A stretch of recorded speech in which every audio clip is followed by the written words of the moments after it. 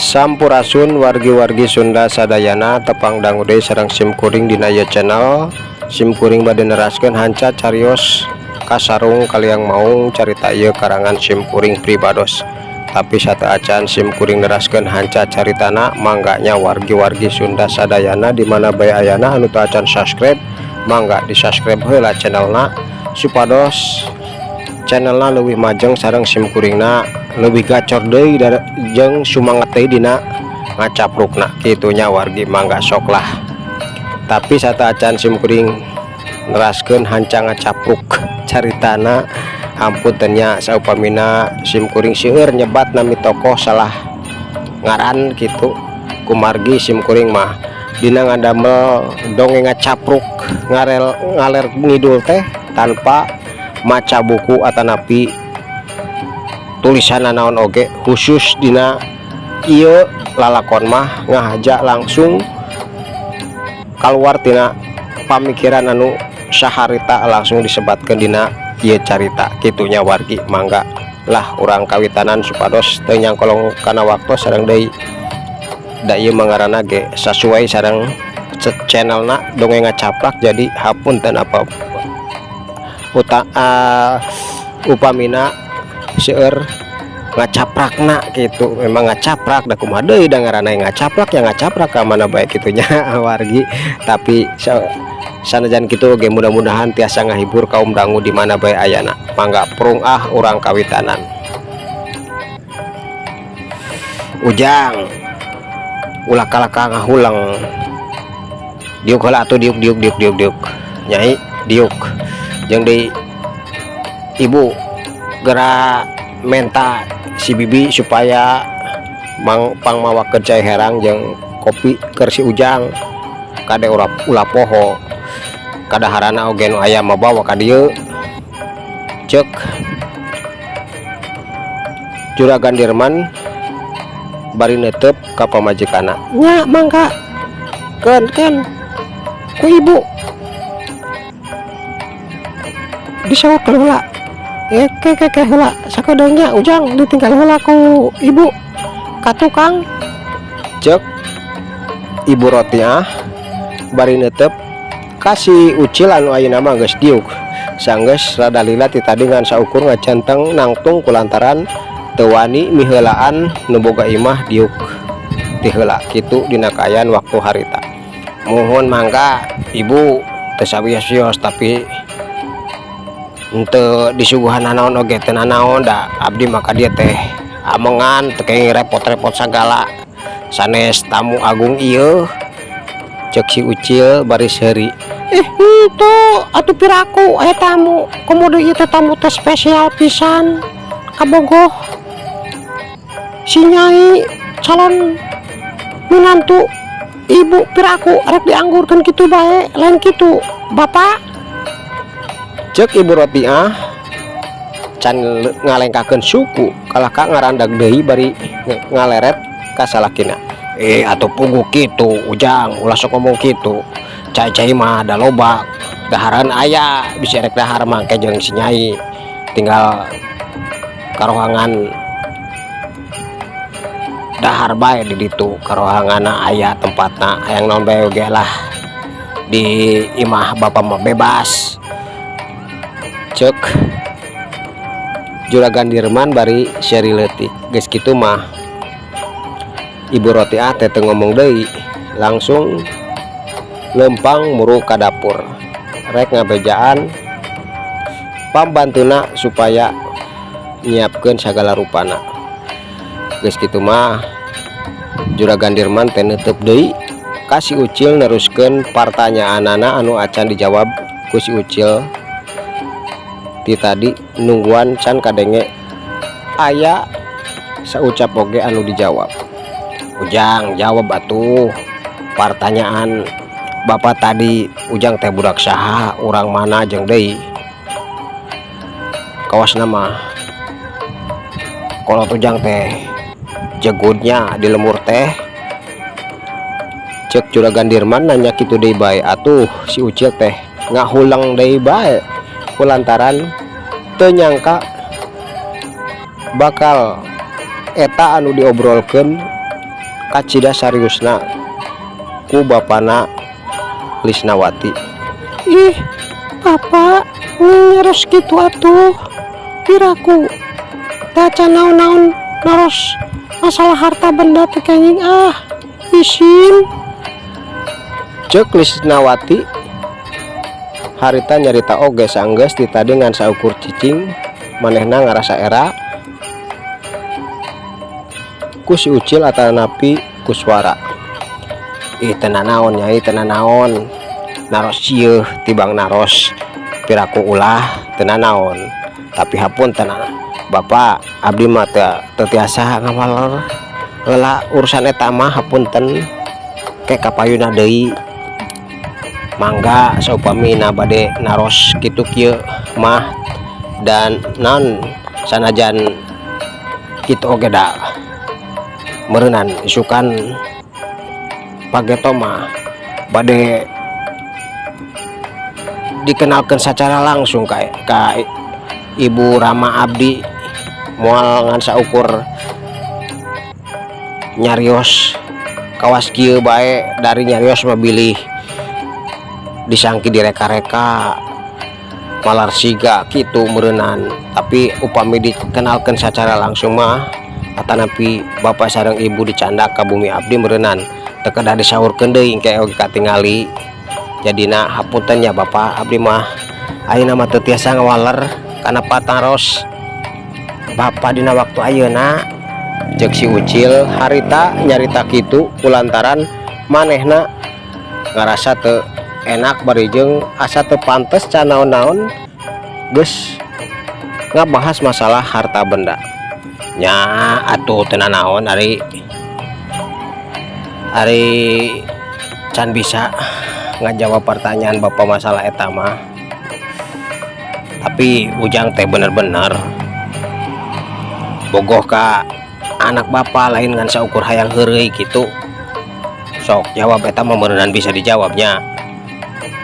Cek Juragan Dirman akhirna mah manehna mungkas pananya masalah tadi teu dipaksa supaya dijawab ku si Ucil deui.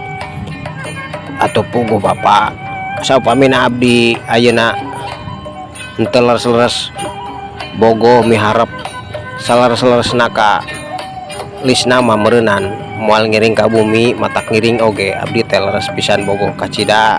Atuh Lisna oge sami sapertos abdi saling mikanya mika cinta jantena. Abdi dinten ayeuna ngahaja ngiring ka bumi sareng Lisna. Cek si Ucil langsung ngajawab saperti kitu bari ngaleret ka Lisnawati anu imut ngagelenyu bari netep ka dirina kaciri kacida bungahna hate wanoja gelis teh. Atuh syukur atuh lamun kitu mah syukur bapak kacida bungahna. Tapi hampur ayeuna bapak mah rek tok moal bae nya. Bapak mah teu hayang boga anak di bogohanku jalma leutik.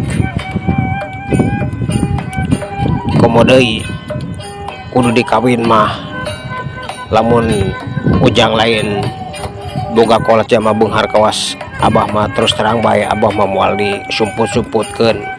Rek ngomong teh ayeuna langsung moal panuju. Tapi lamun ujang boga harta benda loba kolot beunghar pasti disatujuan ku bapak jeung ibu kulantaran bapak mah teu hayang boga anak sangsara kitu ujang. Jadina hampuranya sakali deui bapak ayeuna langsung ngomong teu dikilungan deui kulantaran eta kahayang bapak mah.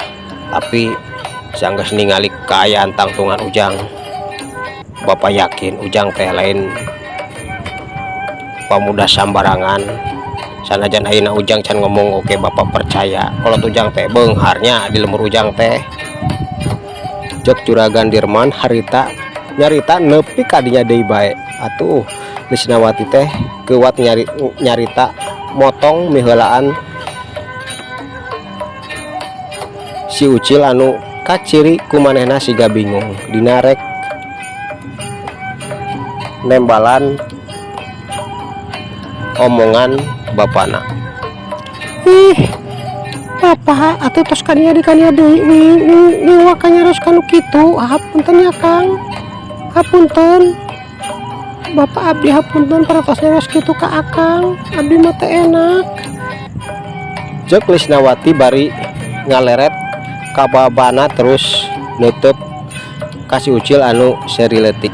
Sawios teu nanaon teu salah cariosan bapak nyai teh laras eta teh saya pisan da puguhun teu salah dalamun ayeuna nyai gaduh kabogoh komo deui salaki kanu malarat mah meureunnan kawas kumaha kahirupan nyai teh teu pararantes teuing bapak nyai ngagaduhan kakayaan kacidasayana kieu tos katingali ku abdi oge bisa sacara sapintas ge seueur hartana gagaduhan mantu anu miskin meureunnan kumaha teuing kahirupan nyai teh teu salah sawios teu kenging kitu nyai teu kenging kitu. Cek si Ucil bari seri leutik deui bae kakare oge Juragan Dirman arek ngomong torojol teh Ibu Rotiah dituturkeun ku pambantuna bari mawa baki norojol bari nyarita. Heula ulah wakar diteruskeun ngobrolna.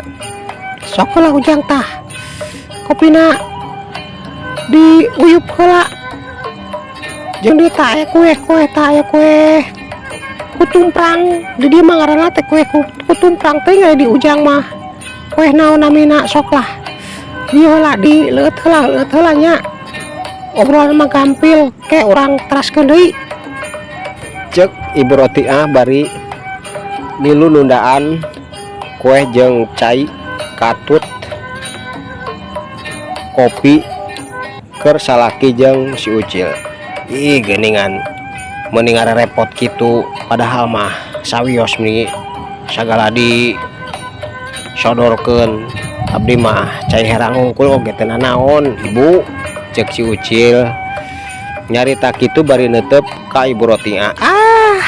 Tuh atuh ujang tuh repot ujang mah dan nu kieu mah loba di bumi ibu mah lamun teu aya mah meureunnan moal kurnaon kudu mamaksakeun meuli itu meuli ieu ari teu mampu mah kulantaran aya bari jeung mampu nu kieu mah teu jadi masalah keur ibu mah lain kitu bapak, cek Ibu Rotiah nyarita kitu bari ngagilirkeun teteupana ka Juragan Dirman. Nya bener ujang bener ulah ngomong kitu sok bae sok ayeuna mah caneut heula caneut sok kopina minum leuet sok minum ujang sok ulah.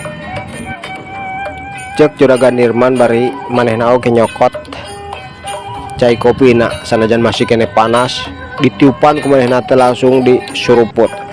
Aduh geuning nikmat ujang sok gerasaan heula ke urang teruskeun di obrolanna ujang sok ulah era cek Juragan Dirman. Nuhun Pak, mangga Bu, atur nuhun Nyai, ayo urang ngopi Nyai. Mangga akang abdi mah ngopi sok leueut heula mangga.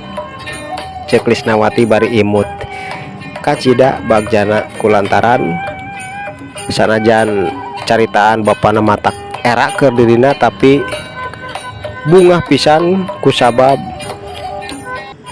si Ucil teh ditarima kacida hadena ku indung bapana. Ayeuna urang tinggalkeun heula kaayaan si Ucil anu keur ngobrol jeung indung bapa Lisnawati sanajan matak bingung keur dirina kulantaran Juragan Dirman nyaritana karasana kumanehna teu wajar ngabahas bae masalah harta benda. Ayeuna urang tuturkeun deui kaayaan genep lalaki anu geus diwarah ku Mang Omon maranehna teh henteu nepungan Juragan Dirman kulantaran genep lalaki eta teh murid-muridna guru Juragan Dirman anu aya di hiji leuweung Krot leuweungna teh kacida mata geumanana. Harita genepanana ting araksuk kana rungkun anu ngahalangan jajalanan maranehna hayang gewat nepi ka tempat anu dijadikeun markas maranehna salila ieu dina guguru ilmu kahiji aki-aki anu ngaranna Suliwa. Barang nepi ka hareupeun saung anu lumayan kacida badagna sanajan geus kolot oge kaayaan saung teh umurna tapi masih keneh kokoh pantes keneh dicaricingan ku maranehna. Barang nepi ka hareupeun eta saung kasampak Aki Sutiwa keur diuk kawasna mah geus apal rek kadatangan murid-muridna dina kaayaan kawas kitu. Harita molotot matana kaciri galakna teh.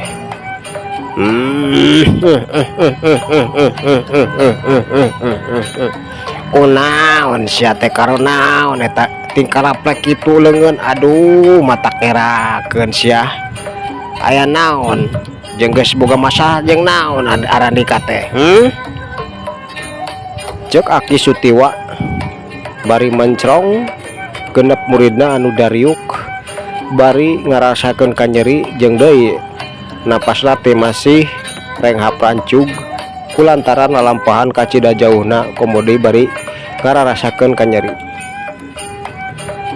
Aduh bah punten bah tulungan heula ulah waka nanya. Aduh tulungan nyeri leungeun dia nyeri abah nyeri. Aduh tulungan heula tulungan abah nyeri ampun potong leungeun dipotongkeun ku si Omon. Aduh tulungan heula abah tulungan. Barang ngadenge ngaran Mang Omon disebutkeun ku eta lalaki harita si Aki teh ngelotot langsung ngaganta uang nyarekan. Naon karto Bang Benge teh Arandika sakabeh dipotong-potongkeun leungeun ku si Omon. Nu bener nyarita teh karto ulah nyeun carita nu teu baleg ka dewek sia. Ceuk Aki Sutiwa bari nutup kacida seuketna kana mata genep muridna. Mohon teu salah abdi teh diparotongkeun leungeun ku